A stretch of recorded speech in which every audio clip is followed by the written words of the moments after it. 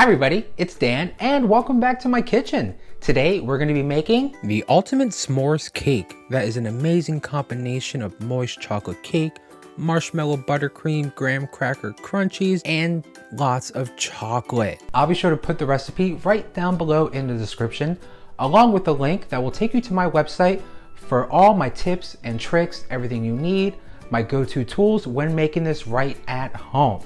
Plus, while you're down there, don't forget to subscribe, ring the bell, turn notifications. This way you don't miss out every time I post a brand new recipe. Now, let's go ahead and whip up our chocolate cake. Our first step is going to be to grab a mixing bowl and add in 3 cups of flour, a half cup of cocoa powder, 1.5 teaspoons of baking powder, 1 tablespoon of baking soda, a teaspoon of salt, and 2 2/3 cups of white granulated sugar.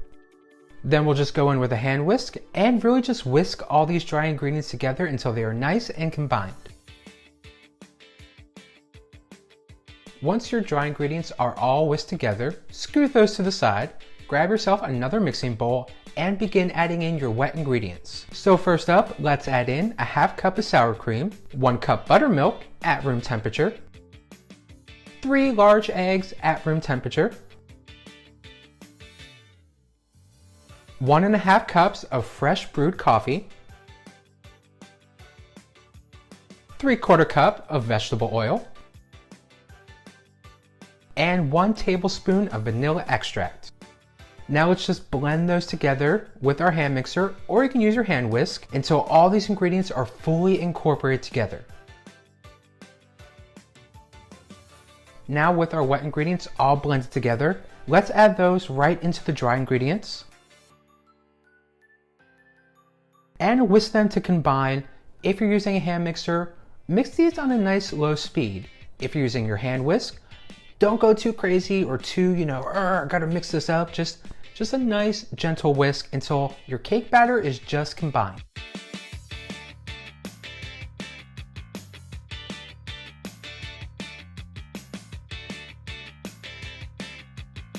Then we'll just add the batter evenly into our prepared cake pans. Pop them in the oven and let them bake for a good 40 minutes. Once your chocolate cake is baked, it's going to be time to move on to that next step. We're going to level and halve both of our chocolate cakes so we have 4 even layers. Then we're going to take that first layer, place that right on top of our cake turntable, and start by spreading a very generous helping of marshmallow buttercream. Once you're happy with that marshmallow buttercream frosting, we're going to go ahead and add on some delicious silky smooth chocolate ganache, followed up with a spoonful of finely crushed honey graham crackers right on top to complete our very first cake layer. Then all you have to do is just repeat for each cake layer you have. So it's going to be cake, marshmallow buttercream frosting, chocolate ganache, or maybe even chocolate fudge, a spoonful of graham crackers, more cake, marshmallow buttercream frosting, chocolate ganache, graham crackers, all the way up for all your cake layers until you get to that last layer. If you're following my video today to a T, we're going to only be using 4 layers of cake, so 3 of those layers are going to be filled again with that marshmallow, chocolate, and graham crackers. When you're ready to add your last top layer of cake, we want to go ahead and invert it. This way, the top of our cake has a nice flat surface, which is going to be very helpful when it comes time to do our coating and our decorating. Once our cakes have been filled and stacked, we're going to move on right to our crumb coat. Now, getting a smooth finish to your buttercream cake is easier than you think, and this is why we do a simple crumb coat. Getting a smooth finish on your buttercream cake is always going to be easier than you think. All it takes is just a simple crumb coat. Our crumb coat is going to be a very thin layer of buttercream used to really just glue the crumbs down, sealing the cake's moisture, which is really useful when you need to store your cake before decorating it, like I tend to do, and provide an even base for any additional frosting, decorating, or even fondant. We can think of it as basically a yummy primer for our cake that keeps the cake on the cake side and the buttercream on the buttercream side. Use an offset spatula to spread a layer of frosting over your cake. It should be thin enough that you can see the cake and crumbs through it. Then we'll just want to smooth the icing as best as we can and let it dry until it crusts over. or simply feels dry to the touch, which is important because the crumb coat should be dry before you apply the final layer of buttercream. At that point, you're going to be ready for your final layer of buttercream and decorating. It's going to be time to move on to that next step, which is going to be covering our cake with some fluffy, rich chocolate buttercream.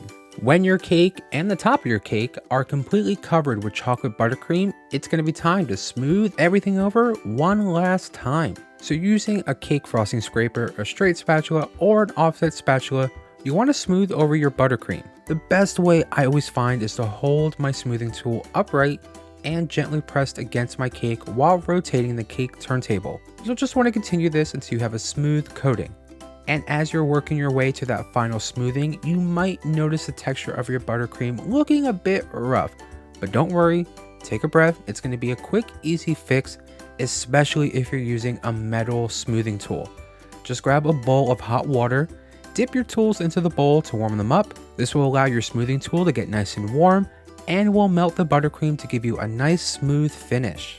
Moving on to the decorating. This part, though I am going to be putting my steps down below in the description, what I'm going to be doing here today, feel free to take some creative liberty. You know, decorate how you want to decorate. Use whatever colors you want to use whatever tools you want to use, just to let your creativity shine. At the end of the day, this is going to taste super delicious. To start off our decorating, we're going to go ahead and we're going to take our finely crushed honey graham crackers and lay spoonfuls at the base of our cake around our cake turntable. Then either using your hands, a rubber spatula, an offset spatula, or even a spoon, we want to bring those crushed graham cracker crumbs up to the top of our cake. This is going to give the outside of our s'mores cake a nice graham cracker crunch. For this cake, we're going to be toasting some jumbo marshmallow. Now, I do not have a kitchen torch and did not feel like filming outside in the fire pit because it's so hot outside. So we're just going to go ahead and toast some marshmallows right in the oven. And toasting marshmallows in the oven is super easy and super quick. We're going to start by laying our marshmallows out on a cookie sheet, placed under the broiler until they are nice and golden and toasty. After your marshmallows are puffed, golden, and delicious, we're going to go ahead and place those right on top of our cake, with enough space in between each marshmallow to fill the top of our cake with even more s'mores goodness, such as piped chocolate buttercream. Then follow that up with a dollop of your marshmallow buttercream frosting, and continue to fill the top of your cake with large pieces of graham crackers and slices of Hershey's chocolate.